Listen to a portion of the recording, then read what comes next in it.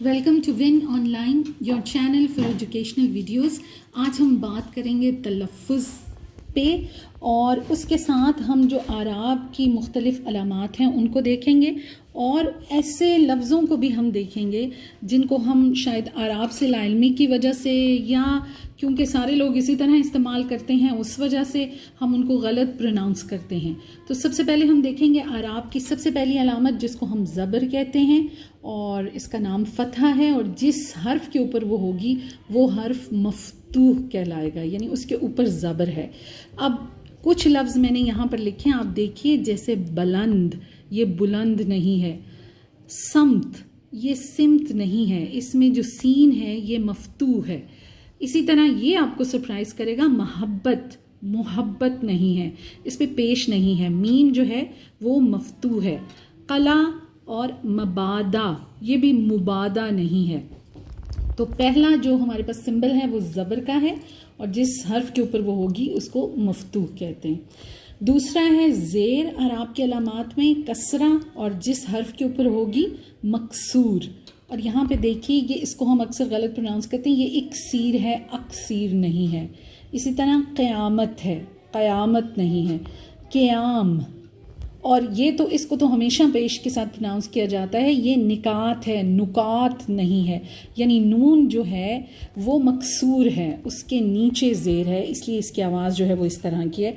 और ये हर जगह ही हमेशा ही मैंने इस तरह सुना था, मेरे लिए भी इट वाज सरप्राइजिंग कि ये फ़रिश्ता है, फ़रिश्ता नहीं। लेकिन क्योंकि ग्रामर की खूबसूरत बात यह है कि ये यूजेज पे डिपेंडेंट होती है तो इसलिए शायद फ़रिश्ता भी ठीक हो, लेकिन अगर आप इसको लुगत में देखेंगे तो ये फ़रिश्ता है, फ़रिश्ता नहीं है। पेश अगली अलामत है, इस तरह से लिखा जाता है। ज़मा उसको कहते हैं जिस हर्फ के ऊपर होगी वो मज़मूम होगा।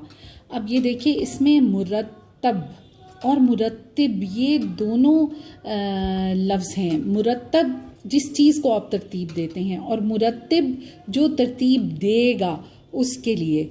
तो मुरत्तब जो आपने जैसे कोई किताब वगैरह मुरत्तब की और अगर आपने की तो आप उसके मुरत्तिब हो गए।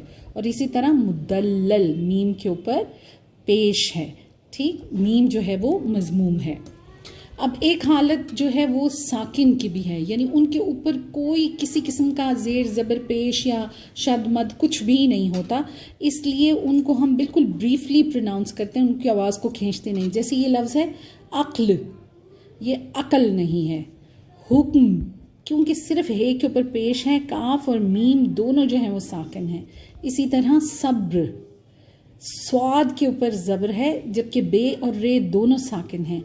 और अस्ल, तो क्योंकि फ़्लो में बोलते हुए या ना जानते हुए हम ये जो सुकून की हालत है इसको हम ख़राब कर देते हैं और हम इसको अकल या हुक्म या सब्र या असल कहते हैं, लेकिन इनकी करेक्ट प्रोनाउंसिएशन अक्ल, हुक्म, सब्र और असल है। उसके बाद आता है शद, जिसको तशदीद कहा जाता है और जिस हर्फ के ऊपर होगी वो मुशद्दद होगा। और क्या होगा कि उस हर्फ की आवाज़ 2 दफ़ा कही जाएगी दबा के एक दूसरे के साथ। मुअल्लिम, तो इसमें लाम जो है वो उसके ऊपर शद है और वो मुशद्दद है, लेकिन शद के साथ हमेशा आराब की कोई दूसरी अलामत भी लगती है। ज़ेर, ज़बर या पेश भी शद के साथ ज़रूर होगी, तभी आपको सही आवाज़ का पता चलेगा।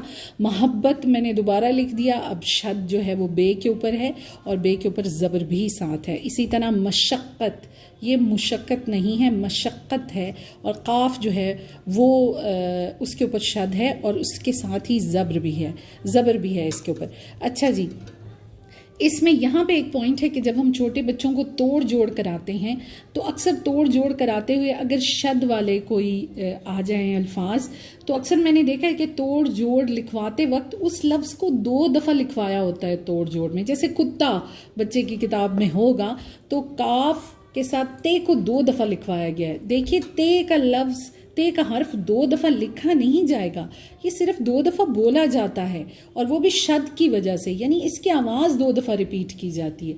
इसलिए तोड़ जोड़, क्योंकि हम तोड़ जोड़ लिखाई की सहूलत के लिए सिखाते हैं तो इसलिए उसमें आपको इसको 2 दफ़ा नहीं लिखना, आपको बच्चे को ये बताना है कि सिर्फ इसकी आवाज़ 2 दफ़ा है, ये खुद एक ही दफ़ा मौजूद है। अच्छा जी, वाव के साथ یہ ہے کہ اگر واو کے اوپر پیش ہوگی تو ہم اس کو وائے معروف کہیں گے. معروف اس لیے کہیں گے کہ واو کی بڑی واضح آواز اس میں آئے گی. لیکن اگر واو کے اوپر کوئی علامت نہیں ہوگی تو وہ پھر مجہول ہوگا, یعنی اس کی کوئی آواز واضح نہیں ہوگی آواز لیکن واضح نہیں. اب اس میں دیکھیے یہ لفظ ہم اکثر غلط پروناؤنس کرتے ہیں, یہ لومڑی نہیں یہ لومڑی ہے کیونکہ واو کے اوپر کوئی پیش نہیں ہے یہاں پہ. اسی طرح یہ لفظ شرابور نہیں شرابور ہے, یعنی واو کی آواز تو ہے لیکن واضح نہیں. اب آپ ان کو اس کے ساتھ کمپیئر کیجیے, یہ بگولا گو واو کی آواز جو ہے وہ بڑی کلیئر ہے کیونکہ اس کے اوپر پیش ہے. اور اسی طرح یہ لفظ لنڈورا ہے, لنڈورا دم کٹا جس کو ہم کہتے ہیں, یا جو بیچارہ عاجز ہو مسکین ہو جس کے پاس کچھ نہ ہو اس کو بھی ہم لنڈورا ہی کہتے ہیں. تو یہ لنڈورا نہیں ہے یہ لنڈورا ہے کیونکہ یہ یہاں پہ وائے معروف ہے, واو کے اوپر پیش ہے, جبکہ ان دونوں میں مجہول ہے اس کے اوپر کوئی علامت نہیں ہے. یہی حال یہ کا ہے, جہاں پہ یہ کے نیچے زیر ہوگی تو یہ کی آواز آپ کو بہت واضح اور پروناؤنس کریں گے آپ اس کی آواز کو, جبکہ اگر یہ پہ کوئی علامت نہیں ہے تو وہ مجہول ہے, اس کی آواز بالکل سیدھی سیدھی ہوگی. لفظ دیکھیے اجیرن, تو جیم کے بعد جو یہ ہے اس کے نیچے زیر ہے, جی ہم کہہ رہے ہیں اس کو. اور چہیتا, یہ کی آواز کو ہم بہت کلیئرلی پروناؤنس کر رہے ہیں, جبکہ ان لفظوں میں دیکھیے ٹھیس, اب یہ ہے لیکن چہیتا والی آواز نہیں ہے یہاں پہ. اور اسی طرح سوتیلا, سوتیلا نہیں ہے یہ سوتیلا ہے. تو اس لیے یہ وائے مجہول ہے, اس کی بہت واضح آواز نہیں ہے. واو کی ایک اور قسم ہے جس کو مادولا کہتے ہیں, جس میں واو پروناؤنس ہی نہیں ہوتا, اور یہ زیادہ تر گڑبڑ جو ہے ہم ایسے الفاظ میں کرتے ہیں. اب یہ خواجہ ہے, خواجہ نہیں ہے, اس میں واو بالکل پروناؤنس, آپ سمجھیں گے یہ سائلنٹ ہے. خواہش, خواہش نہیں. خواب, خواب نہیں. اور خامخواہ, خواہ مخواہ نہیں ہے یہ, یعنی یہاں پہ واو جو ہے وہ سائلنٹ ہے. اب یہاں پہ کچھ لوگ ایک اور مسٹیک کرتے ہیں اور وہ خواتین کو بھی خواتین کہتے ہیں, وچ از رانگ. خواتین میں واو کے اوپر زبر ہے اس لیے وہ خواتین نہیں ہے, اس میں واو پروناؤنس ہوگا زبر کے ساتھ, یعنی واو جو ہے وہ مفتوح ہے, اس لفظ میں واو جو ہے وہ مفتوح ہے, اس لیے وہ خواتین نہیں ہے خواتین ہے. اور ایک بہت مزیدار دو آوازوں کو مرج کرنے کا رول, جس میں بے سے قبل اگر ساکن نون ہو تو یہ نون اور بے مل کر میم کی آواز نکالتے ہیں, تو یہ ممبر ہے, منبر نہیں ہے, ممبر.